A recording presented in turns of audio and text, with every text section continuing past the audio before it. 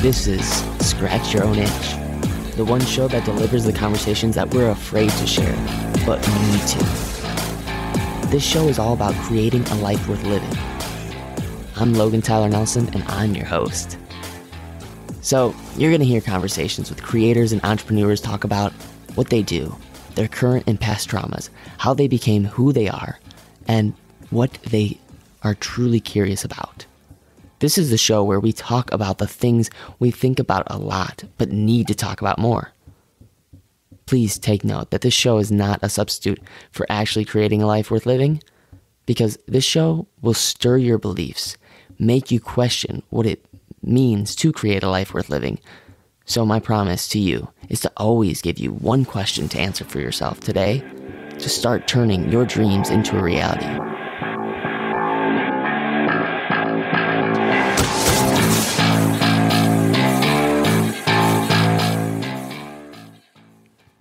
Hey, you. Yeah, just you. So I want to kick off this episode with Rob Decker and myself with reading a review from Cho Dog Woo. He titled it A Great Podcast for Entrepreneurs. And he said, as an entrepreneur, I found that Logan's podcast gives everything I need to fight head trash and win the battle of self-doubt that creeps in from time to time. It not is the usual. He wrote it not, but it's really, I think it's misspelled. He wanted to say it's not the usual fluff interview, and he always tries to go deeper, on a deeper level to the conversations with his guests. And I love that. Thank you so much, Cho Dog Woo. Check him out. He's got a podcast of his own. Just type in Cho Dog Woo and it'll come up on iTunes or any device. So I want to plug that in. Really great podcaster as well. And I've got to say that before I get into this interview with Rob Decker, because we talk about beliefs, identity, struggle. He has a very similar suicidal story that I also had to overcome, and so it was a very hard and emotional conversation to have. And I want to talk to you about why this podcast is all about asking you the questions instead of giving you the answers all the time.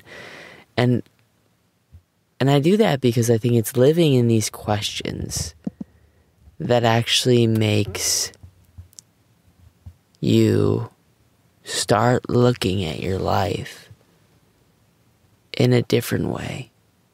Start really trying to analyze and study yourself instead of just having the answer all the time. Because the answers don't always really give us the truth. And if this doesn't make sense, let me clear it up. Have you ever asked a question to somebody, like a teacher, and just by asking that very question, the teacher says, I think you answered your question? If this experience has happened to you, this is exactly what I mean with this podcast. So, my curiosity question for you is, what is it that you're trying to hide? And I'm going to be totally honest with you, because my day felt like crud. Like I felt like I did nothing. While I'm telling you this, I really feel like I did nothing. But at the same time, if I really look back and reflect and think about my day, I go, no, I did enough. You know, I think we as people that want to just go and work, and we actually start to get anxiety if we don't have something plugged in our ears anymore, or if we're not consuming something, or if we're not creating something, or if we're not working on something. And I just want to ask you, if you have any time, to email me Logan at LoganTylerNelson.com, and just ask me if, or at least, say that, hey, Logan, you're not alone. I also feel like I'm just so addicted to trying to be productive that when I'm not quote unquote productive, then I feel like I'm falling behind the pack, and somehow I'm in a rat race, and this rat race is gonna just take advantage of me. Anyways, this is a little bit longer than the usual introduction, but I want to just be upfront with you and just have a little word with you, and if there's anything during this podcast that makes you feel less alone, please, I understand it takes a little time out of your day, but please leave a review and let me know in the review of how it made you feel less alone. And also, it would be awesome if you hit the subscribe button, because that just notifies you that every single time I release an episode, you get notification on it. But please enjoy this interview with Rob Decker and myself.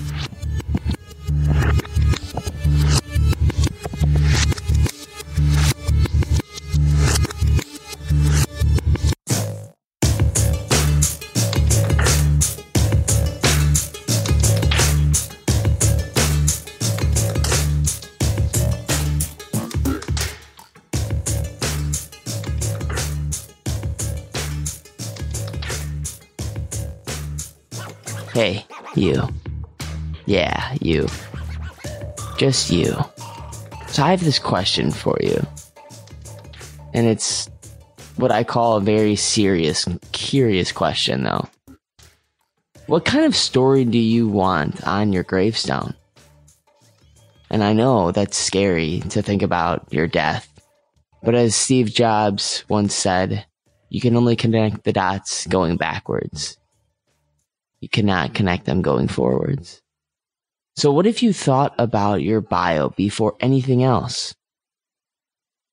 This episode today is going to talk about this sort of subject because my sidekick and I are going to discuss his experience with writing his gravestone story too early, but turning it around and living the life of Rob Decker. And if you're wondering who Rob Decker is, well, he's a husband, a father, a personal trainer, and a health coach.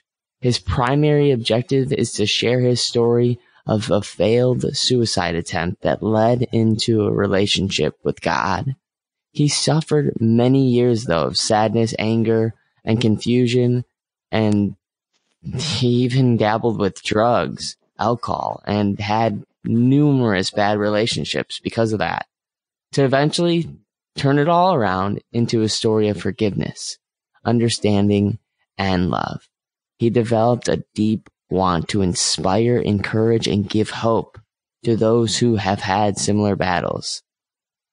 And I've been talking a ton, and I just kind of want to introduce you, the one person that needs to hear this right now, to Rob Decker. Hey, Rob, thank you so much for coming on Scratch Your Own Itch.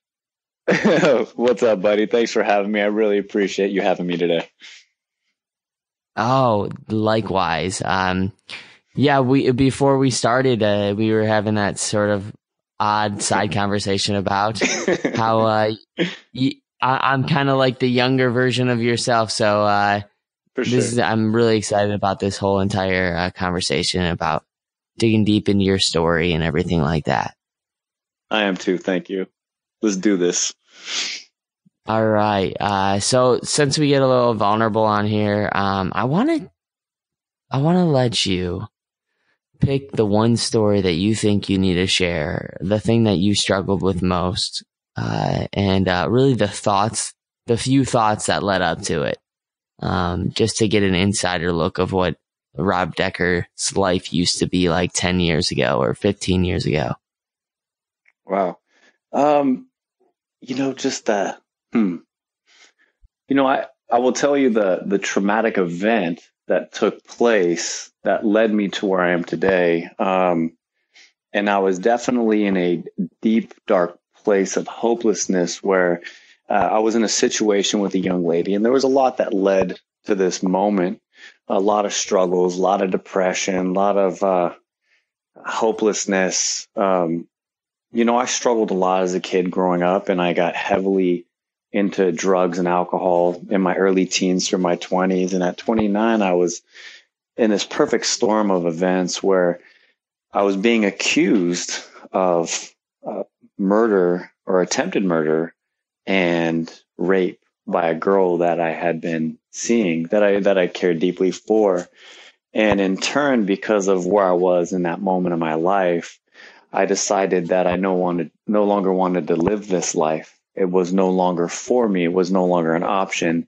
And I jumped headfirst out of a closed window from a 3-story loft in Northern California, where my foot clipped an awning on the way down. And instead of breaking my neck and killing myself, which is what I intended to do, I ended up annihilating my left arm, broke my right wrist, collapsed my left lung, and broke my vertebrae in my low back, where it severed it, and I couldn't walk. Basically, I survived, but there was a whole lot of wreckage. So yeah, that was the monumental story. There's stories all day that led to this one story, but this is definitely what you would call the straw that broke the camel's back. Wow. Wow. Well, I guess I want to kind of ask you, what social group did you most associate yourself with during high school, and what do you think you took from that? That's a good question. It's interesting because I was kind of like, I had several different groups of friends, really. I had a couple guys that were just really the closest. They were my brothers. They were my closest friends in high school.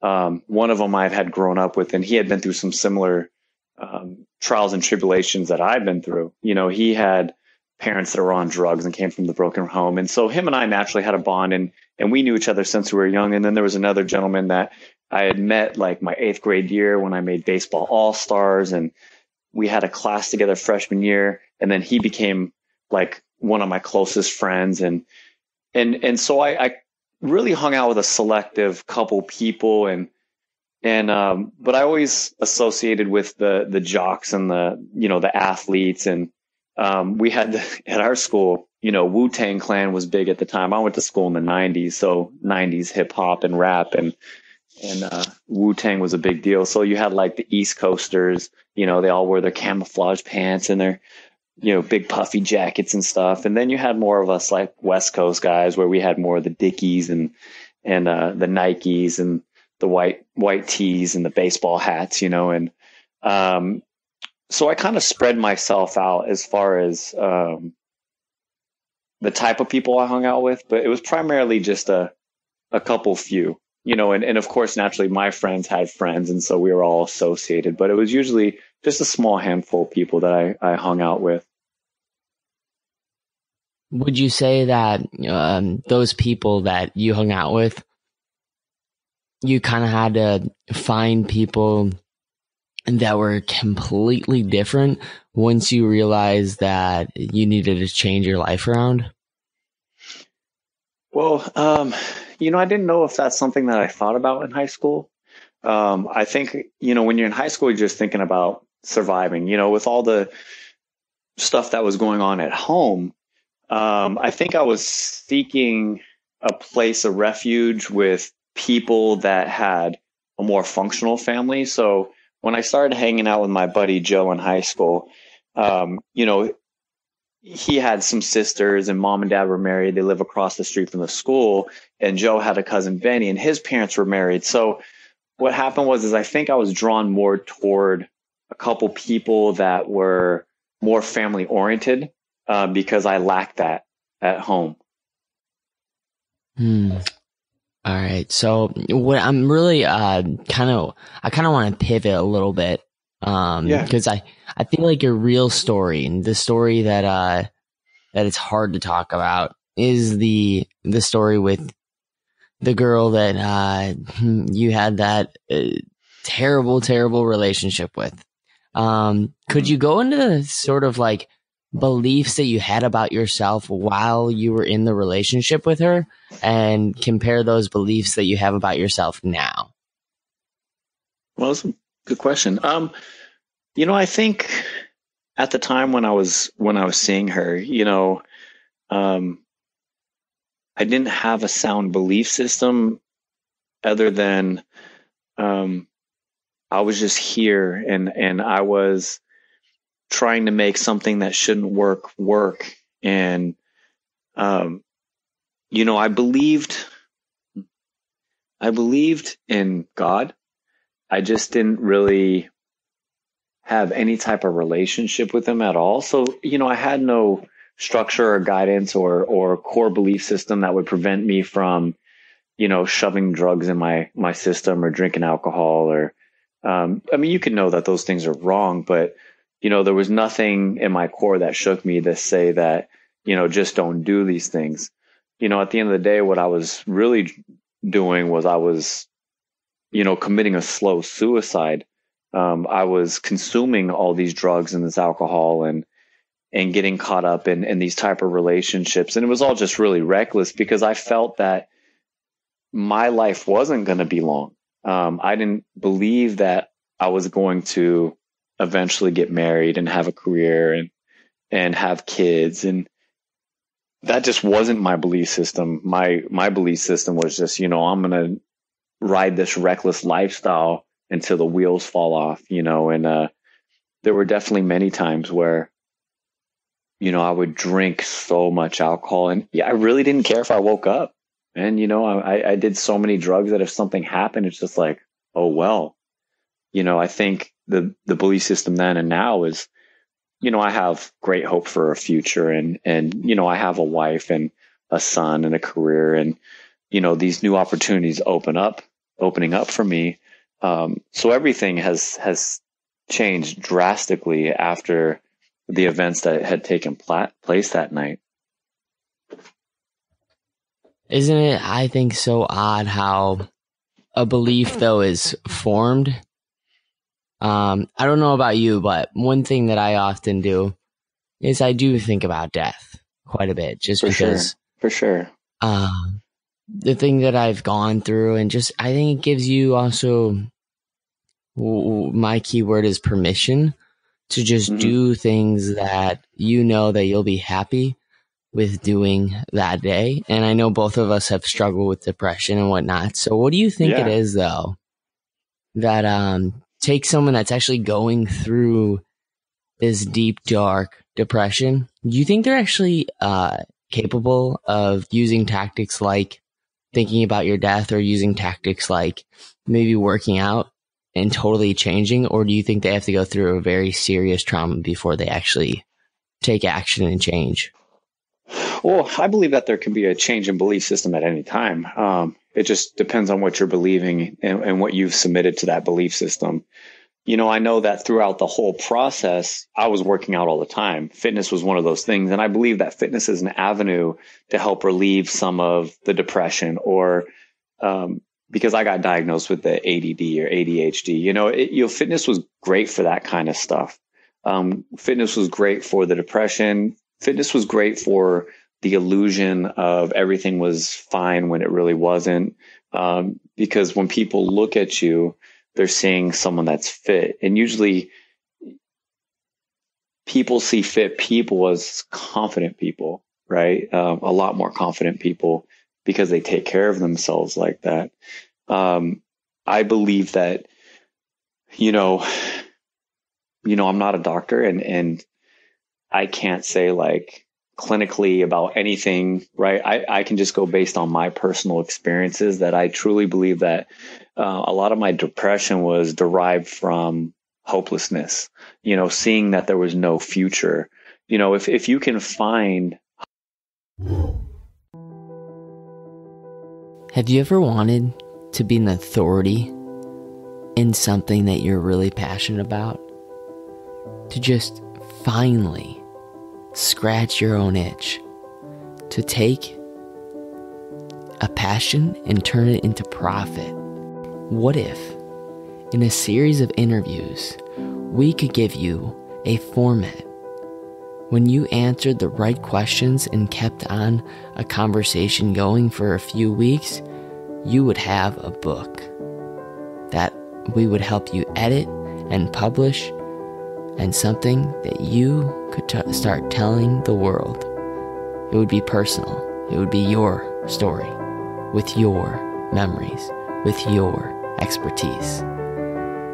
You know you have a great story to tell. You know you've lived and learned through so many things. But you keep falling into this chronic illness that a lot of us have. Oh, I want to write a book about this or that or this or that. Well, my team is helping people scratch their own itch and get super focused and clear on what it is that they want to have authorship over. Have you always wanted to write your own book? Do you even sometimes say out loud, you know, if only if I had a book, or if only I had just a way to record my thoughts? Well, this is your opportunity. Email Logan at LoganTylerNelson.com. Again, that's Logan at LoganTylerNelson.com.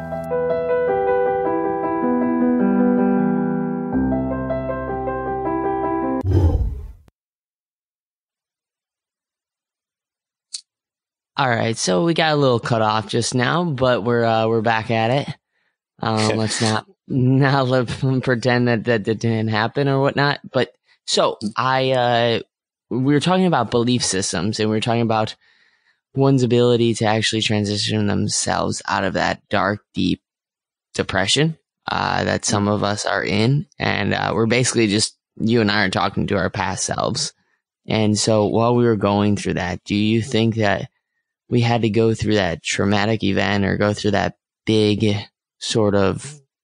change in our life to actually, well, change? Well, I know I did.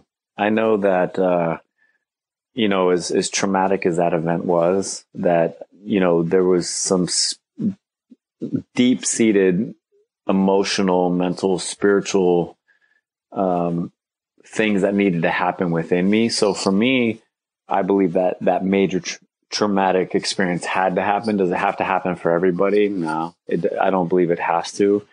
I know that, suffering from like depression and that is, it's hard, and I know that when I was going through it, I could mask it with some drugs and alcohol, hanging out with people, fitness. I could always find ways to distract it. But my worst enemy was being alone.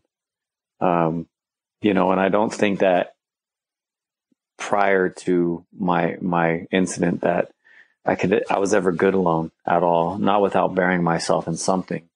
Now it's different. Now it's completely different because my belief system changed. Everything has changed. Like, I have a newfound joy and happiness and love for life. And I appreciate, God sparing my life that night. So, I think through that depression and finding hope and finding peace and, finding purpose too. I think, purpose helps alleviate a lot of that stuff. We walk through life just not having purpose or not knowing what our purpose is. And a lot of times we're impacted by the things that happen around us.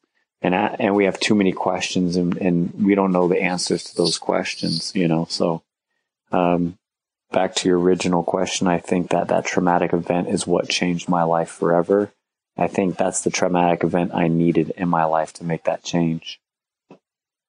That's interesting. That's really interesting. You're talking about loneliness and how, for you, it was really hard for you to be alone during that time because it was just sort of that poison.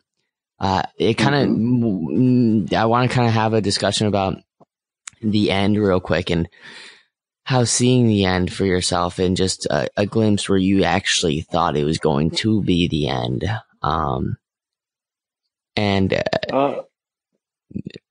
The question I really want to ask is sort of like, do you try to rewrite your bio almost every single day as a habit to just remind you of the things that are really important so you don't get confused again? I know what I'm here for. There's no confusion at this point. I think that part of, my struggle was a lot of confusion. I'm just not confused.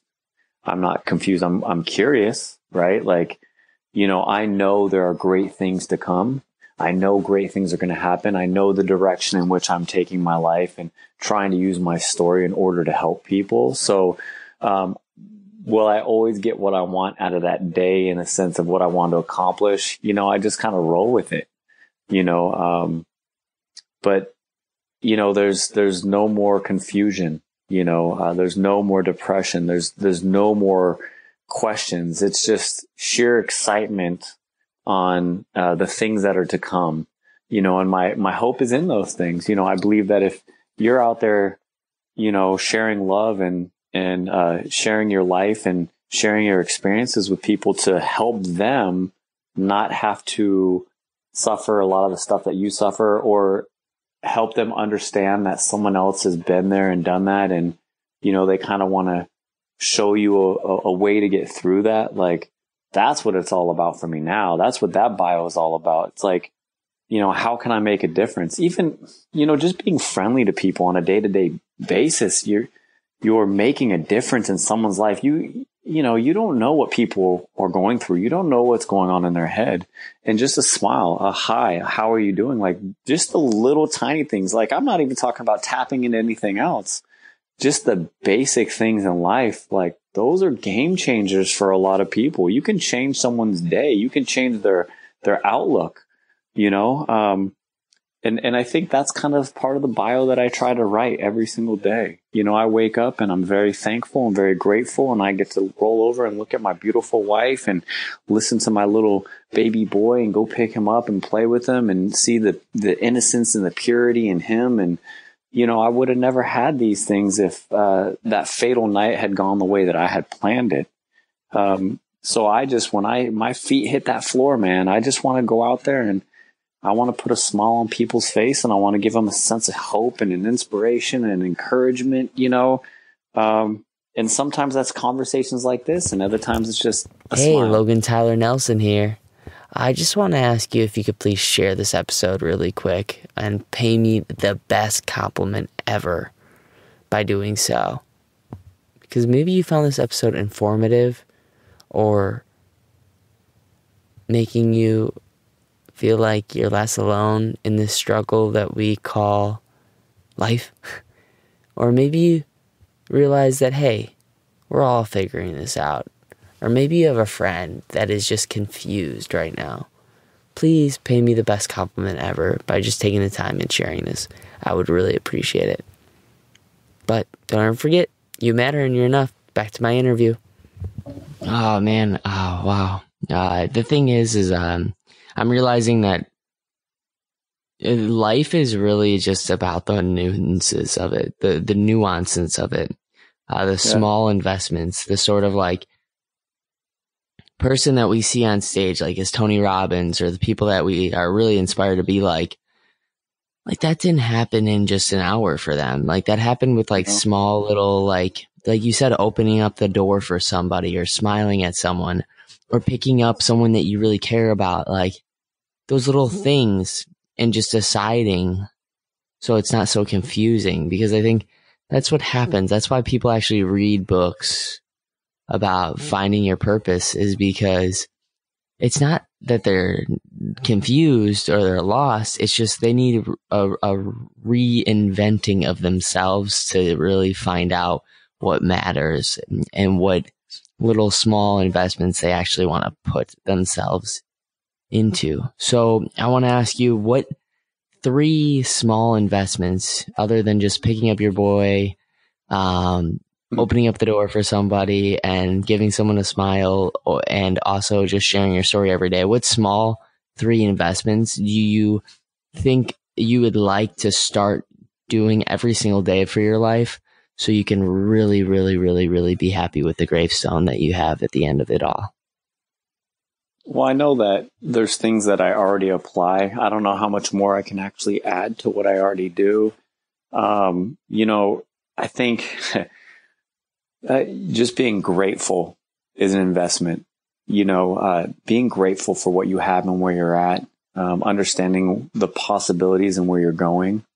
That's an investment, man. To love somebody, when you're loving somebody, it's like putting money in a savings account. It's like putting money in the bank, that's an investment, right? You're loving people, sharing's another one. So it's like sharing your experiences, just the fact that you may not have all the answers, you may not have it all figured out, but the fact that you're open to be transparent and vulnerable and to be able to share with other people. I mean, these are those things, these are those things that we're starting to lose in this culture. We're losing love in our society. We're losing the ability to be vulnerable and share. People want to share, but they want to share like on a level that just really feeds themselves and doesn't feed other people.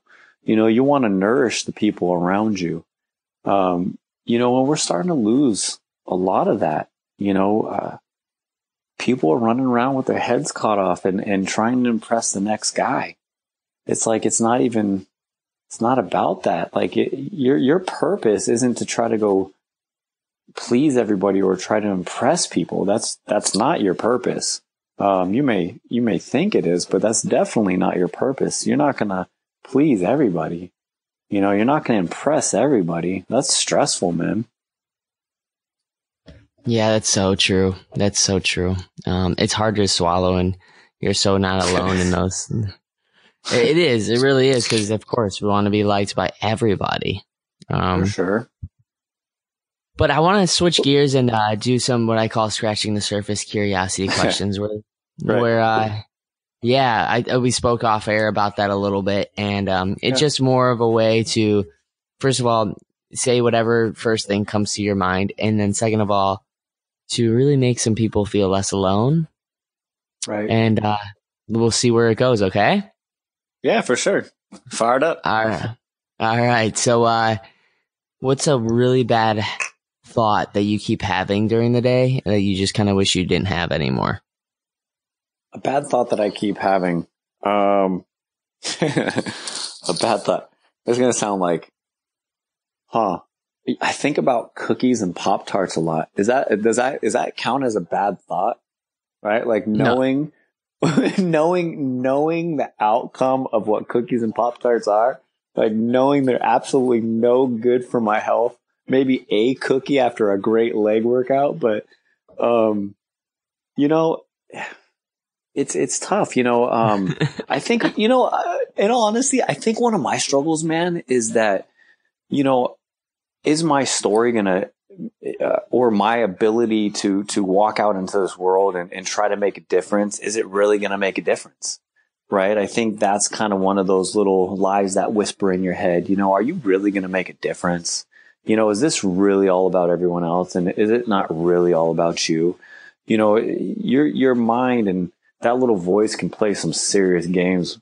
Yeah, that's the nastiness that could go on a regular, even if it's just small and if it's momentarily, that's a possibility. I know that there are times where I get struck with that, Yeah, certainly. It is sort of just the two consciousness that play tricks on you. The one consciousness telling you that, yes, you are doing exactly what you need to be doing. And then the other one going, no, your message is a waste of time. Like no one's going to listen to this and actually personalize with it, I'll tell you what, it's wrong, because I heard your story and I reached out to you right away. Absolutely. So, are you going to touch everybody? No. Are you going to touch somebody that's going to touch another person to another person? Yes. So for sure.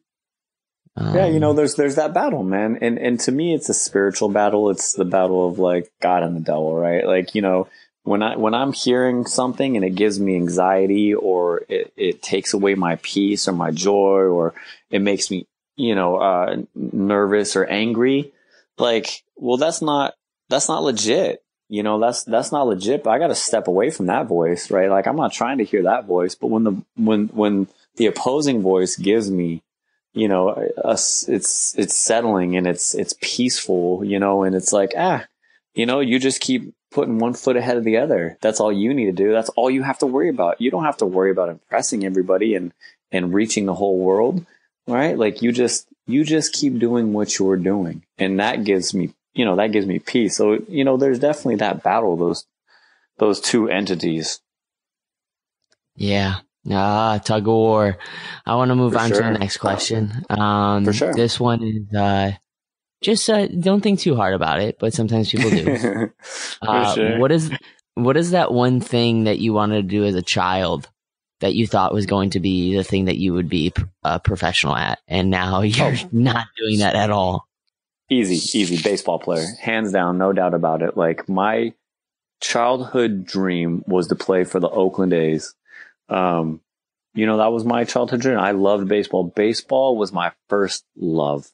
The moment I was able to throw a ball and swing a bat, and man, I just loved the sport, man. And I loved watching, and I loved going to the games. It was just a great game. Still is a great game. I still love the game, but being a baseball player, hands down, was always my dream. So, to piggyback off that, like, now I play softball, right? I'm almost 40.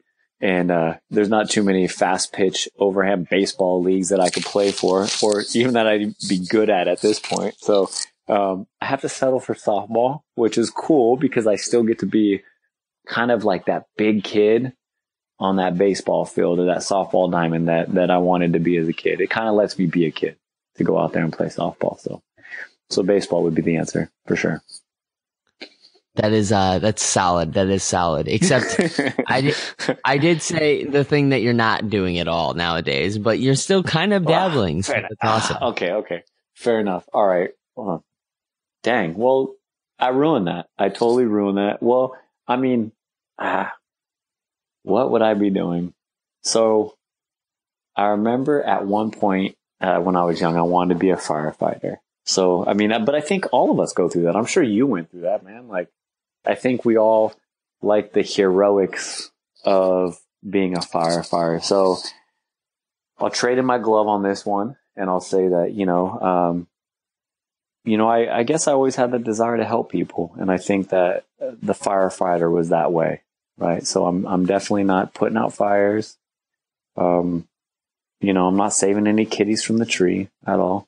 It's not what I'm doing. So does that work a little bit better, man?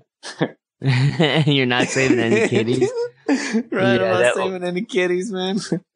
but you're saving curiosity cats like myself every day, so keep doing it. Oh, I like that. I like that creativity. I like how you just use that. I like that a lot. Well, you gave it to me. I want to ask you if you could be one person for an entire month, who would it be and why? Dang, bro. I have absolutely no idea. Like, wow. Wow. One person that I could be, I'd be Jesus, but I'm not going to tell you, like, what part of his life though? Like, do I have to like get beat and whipped and spit on and kicked and like throw hardware on my back and like crawl up a hill? Or do I get to be the one that's just like hanging out with the boys, encouraging them, going fishing with them? Like, which 30 days in his life, right? Because honestly, I don't know who I would. Honestly, man, pretty good question. How about this? Who would you be? Enlighten me. Right? Like, let's turn the tables real quick, man. Who would you be? Who would I be? I would actually, like, no joke, without a doubt, 100%. I want to know what it would be like to be Tony Robbins for just a month. For just a month? Yeah. But what stage? Oh, you're talking about like here and now in this moment, like someone that's living today? Yeah, no, that's even more specific, but I think that I would like to have the tools that he has right now that he's created for himself and actually live as Tony Robbins just for a month, just to see like what goes through his head. For sure. And I'm not like, the thing is though, I've actually operated in such a system for the last like 2 months where I've kind of had to like, I don't know if you went through this. This could be a whole nother podcast because gosh, right. I've talked about beliefs and whatnot, but I've actually started to own myself more and like wear sweatshirts and wear sweatpants as much as possible. Like let myself look the way I want to look. For sure, and not care about anyone else. And like if they don't like the way I look, like that's their problem. That's not mine. Sure. Like that's theirs. And it's not like FU world at all. No. It's not. It's about honing in on my own. Well, it's about being comfortable, man. It's about being comfortable, man. Like I'm with you. I'm a fitness trainer and from my understanding, you're doing something very similar. So, I like my hoodies. I like my, my compression pants and my shorts and, my t-shirts or my dry fit clothes. Like, dude, I'm comfortable, man. Like who needs to impress anybody? I just want to be comfortable. That's all. So I am with you on that. I mean, we'll sweat it up all day, man. Just wear those hoodies and those sweatpants, bro. Wear your sneakers, man. That's cool. I love it. That's awesome. I do want to ask you though, because this one's like usually a very hard thing for people to answer, but they need to answer it. For sure. Okay. You're like, I'm ready, man. Bring it, bro. Anticipation. Right. So if you could tell your past self this one thing, XYZ, do you think that it would change the trajectory of yourself right now? No. Like, No. I believe that there's nothing that anyone was going to say to me or anything I was going to tell myself at any age that would have changed absolutely anything. I think that my experience alone is what needed to change me.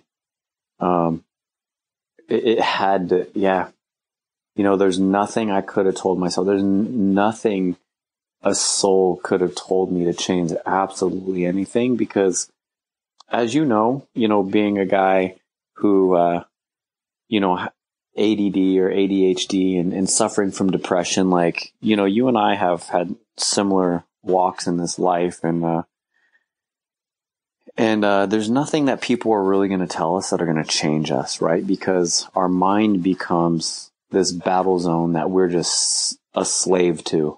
And we're just stuck to it. And, I think you could speak for it yourself. There's no one really speaking into our lives that is changing anything. It's just our life experiences and what we're doing. And, these events that keep taking place that are kind of molding us into the people that we are today. So I hope that answers that question. It does, like, so much. I went all, like, really dramatic with it. I don't know why. It's cool, man. No, it's cool, man. Like, these are real questions. And these are things that people think about. And, I've been asked a similar question before. And the truth is that, the question I was asked, actually, bro, is, what would you tell yourself at the age of 20, right? What would Rob at almost 40 tell Rob at almost 20? And what would you change? And the truth is, man, as much crummy stuff that has happened through adolescent and teen and 20 and breaking my back at 29 and learning how to walk again and all of it, those are all still experiences. And to be honest, as good as I am right now in this place, in this moment, there was nothing I would change, man. Because the relationships that went bad, I get to reach out and I get to change those relationships or at least try to, or develop something. And, everything that has happened has made me me. And I love me, man. I love my life. I love everything that's going on. I love all the possibilities of all the cool things that are starting to unfold. Even if none of it unfolds, just understanding that this life is a wonderful journey. And I finally made it to a place of like, you know what? I am content. We always want a little bit more, but I am content and I am full of love and I am full of life and I'm full of gratefulness and appreciation. Like, would I have all that without my experiences? Probably not. And kudos to the guy that can, kudos to you, man. Whoever you are out there listening, kudos for like, if you haven't had traumatic events in your life and you're in such a good place, like I give a high five to your parents because I guarantee that they're probably still married and they poured so much love into your life. And, for you for making good choices on who your friends were and where you went to school, all that stuff, I didn't make those sound choices, but I'm okay with it. Wow. Well, I immediately have the instinct to try to like drive it back to being down and dark, but I'm not going to. I'm going to let it. I'm going to let it and no. I want to keep. I gotta. Thank you. I'm doing me by ending it strong with that. It was a lovely note to end on. Thank you so much, Rob. Yes. If people want to reach out to you, where can they find you? So I just started my own website. It's called robdeckerspeaks.com. It's going to be a page where, I was actually on the 700 Club, CBN. It's the Christian Broadcasting Network. They did my testimony. So you can actually watch the video that they created. All my podcasts, South Bay Health Magazine here in Southern California wrote an article about me. I'm working on some other stuff. So what I'm going to do is I'm going to take all these things and I'm going to throw it on the webpage, and you can always reach me at robdeckerspeaks.com. You have any questions for me? You want to email me? The website will have my Facebook and my Instagram. So, you can follow me there and message me from there. And use the webpage to help other people. Hey, I know a guy that's been through it. Hey, check out his story. That's what it's there for. Even if I never develop a personal relationship with you or we never communicate, it's always a place that you can lead other people to throw a little light on their situation. Yeah, absolutely. And I'll tell you what, you that needs to listen to this right now, you know who you are, and you know that question that you got to ask yourself, that serious, curious question, which is, what do I want on my gravestone? And then what do I actually want to do today to start, like, simply just taking one step towards that? Don't wait.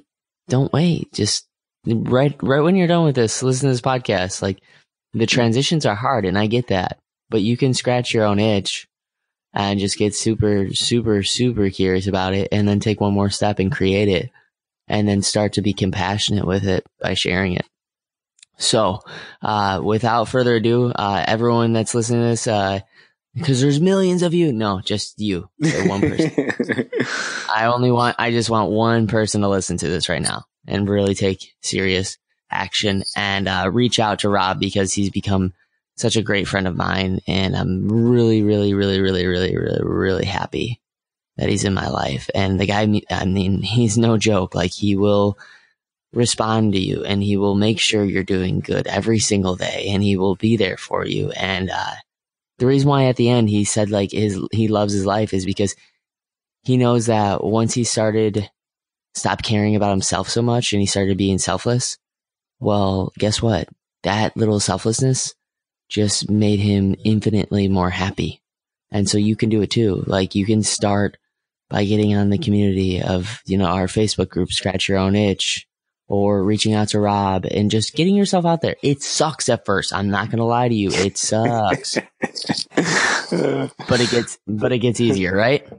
That's great. Yeah, absolutely. You're the man, bro. You're the man. Thank you. All right. We'll end it out. And Rob, we'll have you back on the show for sure. But thank you so much for being on. Thanks, buddy. Absolutely, man. My pleasure. And I appreciate your friendship, buddy. Thanks, dude.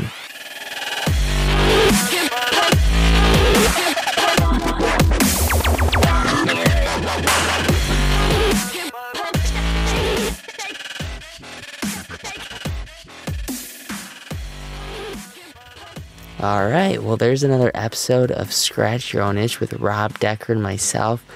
Thank you so much for taking the time out of your day like this to just honestly listen. It means the world to me. I really appreciate it. Also, if you could hit that subscribe button to be notified every single time a new episode comes out. And if you share this with anybody, it means the world to me. Thank you so much for taking the time to just share it with me.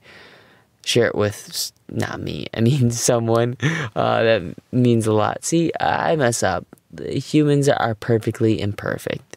And so I'm not going to edit that out. I just want you to know that the next time you mess up, if you could smile at it instead of being like, gosh, I suck. Just smile at it and go, you know what? I'm perfectly imperfect.